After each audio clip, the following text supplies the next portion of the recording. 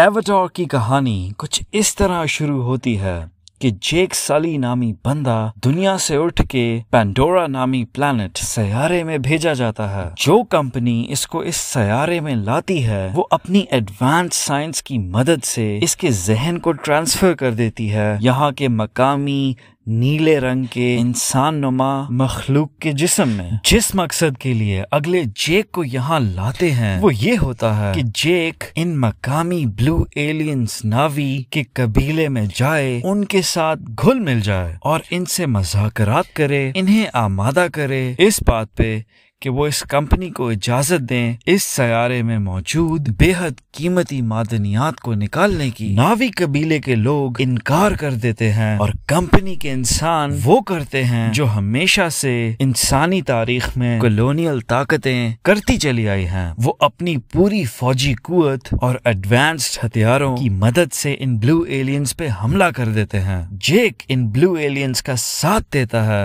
اور کمپنی کے انسانوں کو شکست دیتا ہے۔ ایک ہوتا ہے ملک بدر کرنا کسی کو، جیک اس کمپنی کے انسانوں کو سیارہ بدر کر دیتا ہے، انہیں حکم دیتا ہے کہ یہاں سے دفع ہو جاؤ۔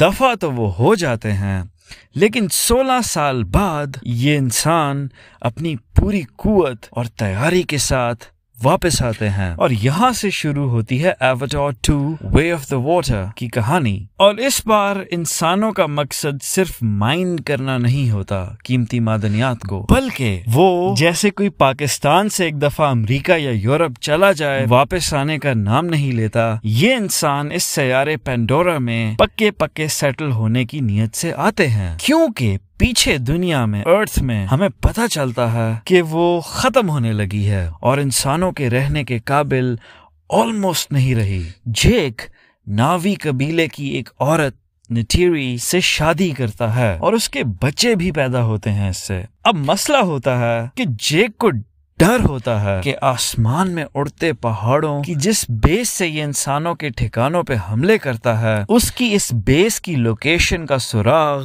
انسانوں نے لگا لیا ہے اور وہ کسی بھی وقت جوابی حملہ کر سکتے ہیں۔ جیک کو لگتا ہے کہ وہ اپنی فیملی کو نہیں بچا سکے گا، لہٰذا وہ اپنی فیملی سمیت، اپنے بیوی بچوں سمیت جنگلوں میں رہنے والے لائف سٹائل کو خیر بات کہہ دیتا ہے اور ہجرت کرتا ہے دور دراز جزیروں کی طرف، جہاں کے رہنے والے قبیلے جیک اور اس کی فیملی کو پناہ دے دیتے ہیں۔ لیکن انسانی کالونائزرز طاق میں ہوتے ہیں جیک کے اور ایک دن ڈھونڈ ہی لیتے ہیں جیک کو۔ ان کی بہت بڑی لڑائی ہوتی ہے جس میں جیک اور ناوی جیت ہی جاتے ہیں اور انسانوں کی شپ کو تباہ کر دیتے ہیں۔ یہ تو تھی سمری ایواتار 2 کی سٹوری کی۔ یہ مووی کہنا کیا چاہتی ہے، کن آئیڈیاز کو یہ اپنی کہانی کے ڈھانچے میں ڈال کے دیکھنے والوں کے سامنے رکھنا چاہتی ہے؟ پہلا تھیم تو یہ ہے کہ ایک ذمہ دار باپ اپنی اولاد کو محفوظ رکھنا اپنا زندگی کا سب سے بڑا مقصد سمجھتا ہے۔ جیک کہانی میں بارہا کوشش کرتا ہے کہ وہ اپنے بیٹوں کو جنگ سے، لڑائی سے دور رکھے۔ اس مقصد کے لیے وہ اپنے قبیلے کی سربراہی چھوڑ دیتا ہے، جنگ لڑنے سے پیچھے ہٹ جاتا ہے، ہجرت کر لیتا ہے، لیکن پھر بھی وہ اپنے بیٹے کو بچا نہیں پاتا جو فلم کے اینڈ پہ مارا جاتا ہے لڑائی کے دوران۔ فلم کے ایک سین میں ویلن مائلز کوٹرچ کے بیٹے کی گردن پہ جیک کی وائف نیٹیری جب خنجر رکھتی ہے اور اسے دھمکی دیتی ہے کہ وہ اسے جان سے مار دے گی، تو مائلز جو بدلہ لینے کی آگ میں جل رہا ہوتا ہے پیچھے ہٹ جاتا ہے۔ اولاد کی محبت اور اس سے جنم لینے والی مجبوری انسان سے کیا کچھ کراتی ہے، یہ فلم اس پہ کچھ روشنی ڈالتی ہے۔ دوسرا تھیم جس پہ فلم بات کرتی ہے وہ ہے انسانیت سے جڑا۔ انسانیت صرف انسانوں کے ساتھ ہمدردی کا نام نہیں، بلکہ انسانیت کا تقاضا ہے کہ کوئی بھی جاندار مخلوق، جانور، پرندے، حیوان، ہم ہر اس شے کے ساتھ رحم کے ساتھ پیش آئیں جو خوشی محسوس کر سکتی ہے یا تکلیف، چاہے جسمانی یا ذہنی۔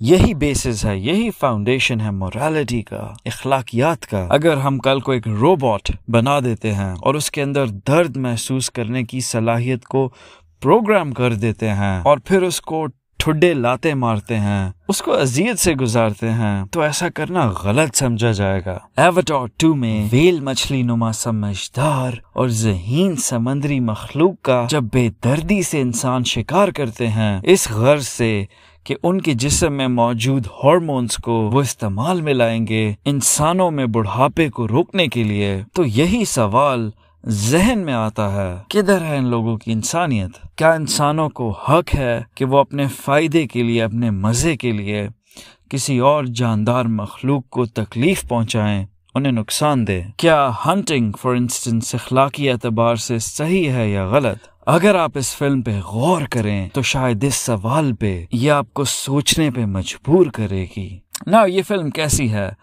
میں یہ کہوں گا کہ یہ فلم ایوریج سے تھوڑی بہتر ہے، مطلب یہ نہ گریٹ ہے اور نہ ہی بورنگ ہے، سرٹنلی بری نہیں ہے۔ اس کی بہت اسٹریٹ فارورڈ قسم کی سٹوری ہے، سمپل سی، کچھ گراؤنڈ بریکنگ نہیں ہے۔ یہ مووی ایک سیکول ہے اور اس کا پچھلا پارٹ کوئی 12-13 سال پہلے آیا تھا، اور اس عرصے میں اس کے ڈائریکٹر جیمز کیمرون نے کوئی فلم، کوئی پروجیکٹ ٹیک اپ نہیں کیا، جو مجھے سوچنے پہ مجبور کرتا ہے کہ 13 سالوں میں اس کے ڈائریکٹر جیمز کیمرون نے یہ بنایا ہے۔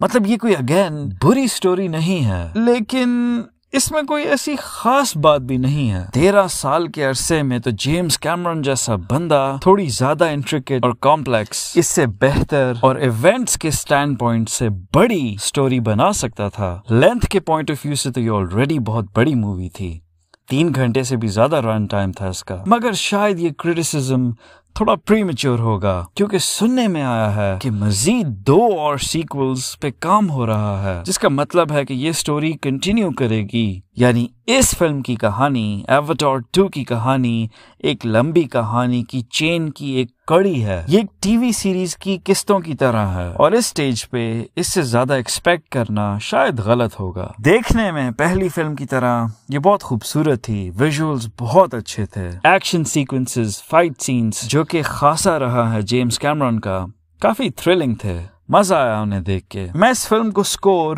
6.8 دوں گا آؤٹ آف 10۔ مجھے ایواتار کا پہلا پارٹ، فرسٹ ایواتار، زیادہ اچھی لگی۔ اس میں ایک سینس آف ڈسکوری اور ایڈونچر، نوولٹی فیکٹر زیادہ تھا، اس کی سٹوری بھی زیادہ دل کو چھو لینے والی تھی۔ سرٹنلی وہ فلم پرفیکٹ نہیں تھی، اسپیشلی جس کنوینئنٹ طریقے سے بہت آسانی سے اس کی کہانی کا اینڈ ہوا، لیکن اس کے مقابلے میں، ایواتار 2 کے مقابلے میں وہ بہت بہت بہتر تھی۔ آئی ہوپ نیکسٹ سیکولز زیادہ اچھے ثابت ہوں گے۔